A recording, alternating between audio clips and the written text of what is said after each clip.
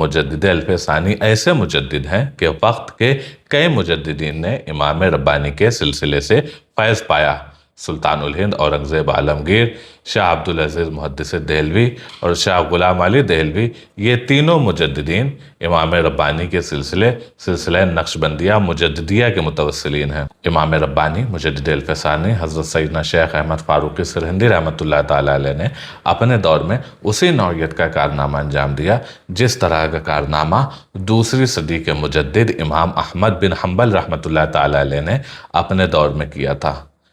کہ عباسی حکومت کے زمانے میں فتنہ خلق قرآن میں بادشاہ وقت کے مقابلے میں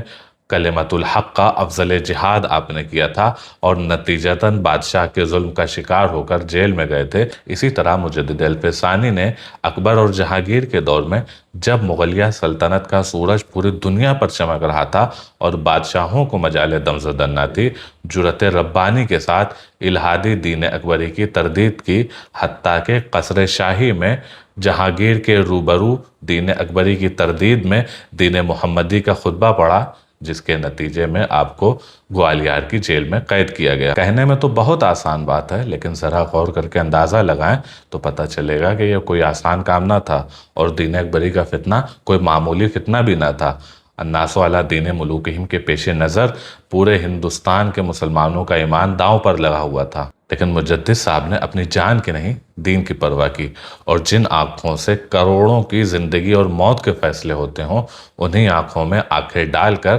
دین الہی اور نبوت محمدی کی آبرو بچائی۔ اس طرح مجدد صاحب ان صوفیاء میں سے ہیں جنہوں نے بوریا نشین ہو کر بھی ظالم تخت نشینوں کی بدعقیدگی اور بدعمالی کی اصلاح کے لیے کلمہ حق بلند کیا، اور مجدد صاحب نے اپنے وقت میں پوری دنیا کی 5 سب سے بڑی سلطنتوں میں سے ایک کے بادشاہ کے خلاف نہ صرف آواز اٹھائی بلکہ اس کے فتنے کا استیصال بھی کیا۔ بلکہ مجدد صاحب کا فیض اتنا کامل اور اتنا مکمل ہے کہ اسی اکبر اور جہانگیر کے تخت پر بیٹھنے والے بادشاہ اورنگزیب عالمگیر کی مجدد صاحب کے صاحبزادگان سے ایسی تربیت ہوئی کہ وہی سلطنت جو اکبر اور جہانگیر کے دور میں الہادی دین اکبری کا فتنہ اور سبب بن گئی تھی، اب وہی سلطنت دین محمدی کی تجدید کا بھی سبب بنی۔ اور اورنگزیب کو یہ فیض ملا مجدد الف ثانی کے صاحبزادے خواجہ محمد معصوم سرہندی رحمۃ اللہ تعالیٰ علیہ سے۔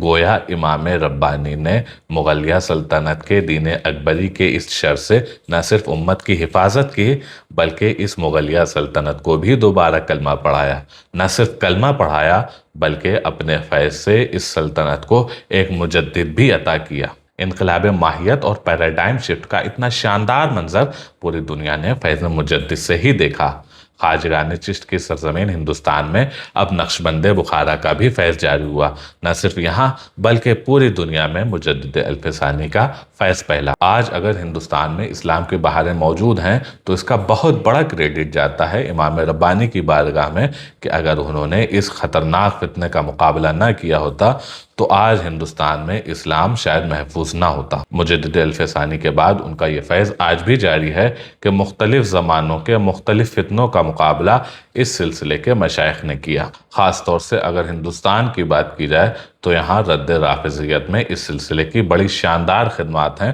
جن کو عام کرنے کی اس وقت بہت ضرورت ہے۔ علماء دہلی بھی اسی سلسلے سے وابستہ ہوئے اور آج بھی یہ فیض مختلف شفاف چشموں سے بٹ رہا ہے اور سیراب ہونے والے سیراب ہو رہے ہیں۔